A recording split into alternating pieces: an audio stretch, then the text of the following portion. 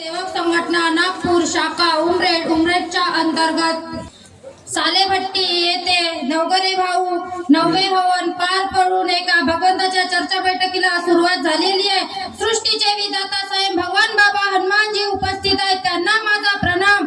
तसेच महान त्यागी बाबा झुमदेवजी उपस्थित आहेत, त्यांना माझा प्रणाम।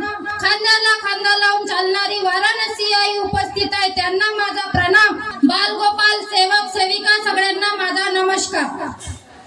बाबा, माझी छाती दुखत नाही होती, माझं काहीच दुखत नाही होतं, मी ना पूर्ण काम केले बाबा।